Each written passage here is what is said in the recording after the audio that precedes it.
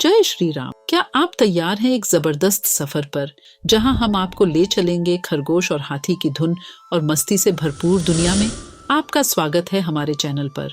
आज की वीडियो में हम करने वाले हैं कुछ ऐसा जिससे आपका दिल भी रोमांच से भर उठेगा और आप भी एक अलग दुनिया में पहुंच जाएंगे। तो चैनल को सब्सक्राइब कर लें, क्योंकि यहाँ आपको मिलेगा मजेदार ज्ञान से भरपूर और फुल ऑन एंटरटेनमेंट का तड़का। वीडियो को अंत तक देखिए, क्योंकि आज की कहानी हमें जिंदगी के बारे में एक अहम सबक सिखाती है। चलिए शुरू करते हैं ये धमाल कहानी।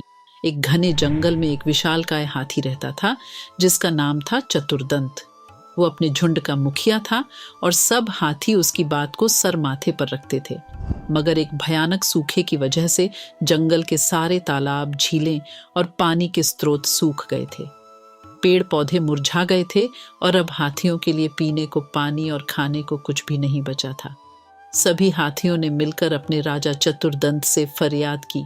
गजराज, हमारे बच्चे भूख प्यास से दम तोड़ रहे हैं और जो बचे हैं वो भी मरने की कगार पर हैं। हमें तुरंत किसी बड़े तालाब या जलाशय की तलाश करनी होगी, नहीं तो हमारा विनाश तय है। कई घंटे सोच विचार के बाद चतुर्दंत की आंखें चमकीं। मुझे एक तालाब याद है, वो हमेशा पातालगंगा नदी के पानी से भरा रहता है, वहीं चलें। 5 रातों की लंबी और थका देने वाली यात्रा के बाद हाथियों का झुंड उस तालाब तक पहुंच गया। वहां पानी भरा हुआ था और सब हाथी अपनी प्यास बुझाने और ठंडक पाने के लिए पूरे दिन पानी में अटखेलियां करते रहे।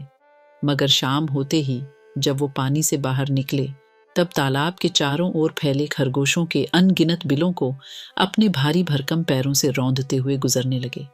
उन बड़े बड़े कदमों के नीचे कई खरगोश कुचल गए, किसी की गर्दन टूट गई, किसी का पैर चकनाचूर हो गया।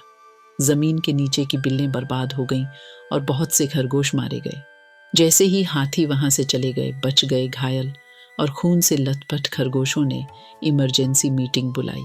वो अपने मरे हुए साथियों का मातम मना रहे थे और एक बड़ी चिंता यह थी कि अगर हाथी रोज इस तालाब पर आते रहे तो जल्द ही सारे खरगोशों का अस्तित्व ही खत्म हो जाएगा।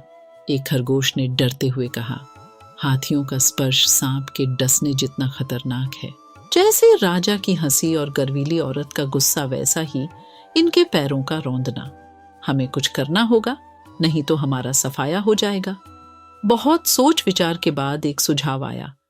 हमें ये जगह छोड़ देनी चाहिए। जान बचाने के लिए कभी कभी सब कुछ छोड़ना पड़ता है। एक व्यक्ति परिवार के लिए, परिवार गांव के लिए और गांव शहर के लिए त्याग कर सकता है। जरूरत पड़े तो पूरी धरती भी छोड़ी जा सकती है। पर कुछ खरगोशों ने इसे ठुकरा दिया। हम अपने पूर्वजों की जमीन नहीं छोड़ेंगे, चाहे जो हो जाए। तभी एक अन्य खरगोश ने एक और चतुर योजना सुझाई। क्यों ना हम हाथियों के राजा के पास एक दूत भेजें।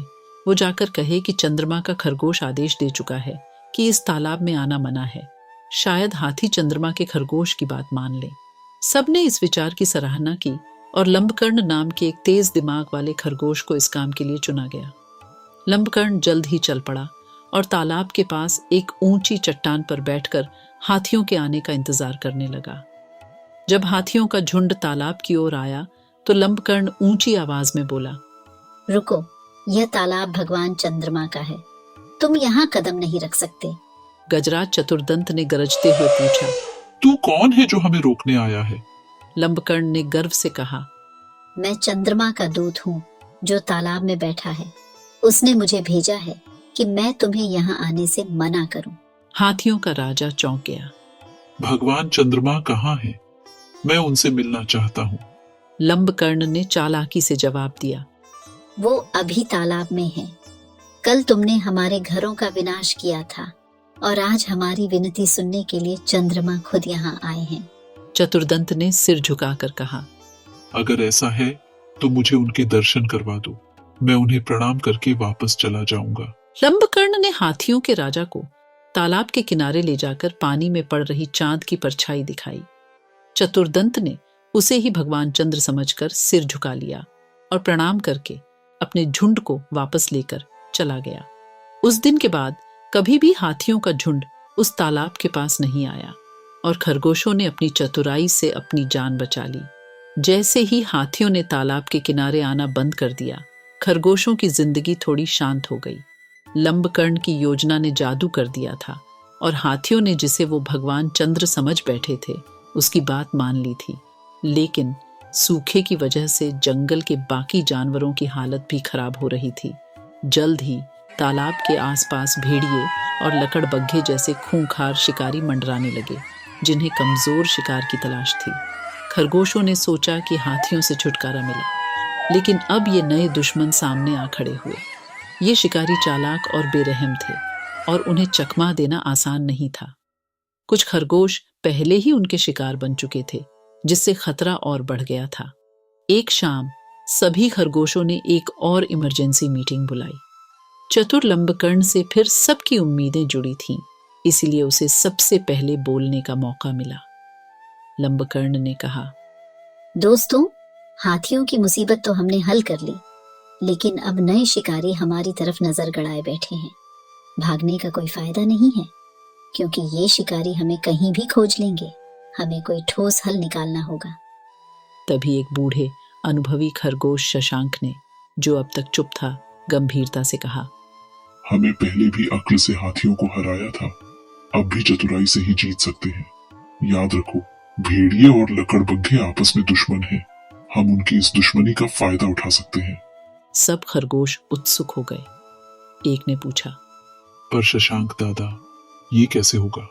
ये शिकारी बड़े ही चालाक और खतरनाक हैं। शशांक मुस्कुराते हुए बोला, वो जितने चालाक हैं, उतने ही स्वार्थी और आपसी लड़ाई में उलझे हुए भी। हमें उनके बीच नफरत की आग भड़कानी होगी। शशांक की योजना थोड़ी जोखिम भरी थी, लेकिन और कोई चारा नहीं था। अगले ही दिन कुछ साहसी खरगोश भेड़ियों के पास गए और उनके कान में फुसफुसाते हुए कहा, लकड़बग्घे कह रहे थे कि भेड़िए इतने कमजोर हो गए हैं कि तालाब की रखवाली भी नहीं कर सकते। वहीं दूसरी तरफ कुछ खरगोश लकड़बग्घों के पास गए और बोले, भेड़िए तुम पर हमला करने की तैयारी में है, ताकि तालाब का पूरा इलाका हड़प ले। बस यही बात चिंगारी का काम कर गई। थोड़ी ही देर में तालाब के किनारे भेड़ियों और लकड़बग्घों के बीच जबरदस्त लड़ाई शुरू हो गई। दोनों दल पूरी ताकत से भिड़े और खरगोश अपनी बिलों से मजे लेते हुए ये तमाशा देख रहे थे। खून खराबे और हंगामे के बाद दोनों गुट बुरी तरह थक चुके थे और अपनी अपनी चोटों के साथ वापस लौट गए। शिकारी कमजोर हो गए थे और अब खरगोशों के पास कुछ समय की शांति थी। लंबकर्ण गर्व से शशांक की तरफ मुड़ा और कहा, आपकी बुद्धिमानी ने हमें फिर बचा लिया, लेकिन कब तक ये शांति चलेगी? जल्द ही नए शिकारी आ जाएंगे। शशांक ने हंसते हुए जवाब दिया, ये जंगल का नियम है प्यारे लंबकर्ण। हमेशा नए खतरे आते रहेंगे, लेकिन याद रखना, ताकत से ज्यादा जरूरी है चालाकी और बुद्धिमानी। अगर हम अपनी सोच को तेज रखते हैं और एकजुट रहते हैं, तो हम हर मुसीबत का सामना कर सकते हैं। खरगोशों ने इस जीत का जश्न मनाया, जानते हुए कि चुनौती तो फिर भी आएंगी, लेकिन अब उन्हें भरोसा था कि एकता और चतुराई से वो किसी भी मुसीबत का सामना कर सकते हैं। और इस तरह जंगल के इन छोटे लेकिन होशियार खरगोशों ने सीखा कि सिर्फ ताकत ही नहीं, बल्कि दिमाग भी हर लड़ाई में जीत दिला सकता है।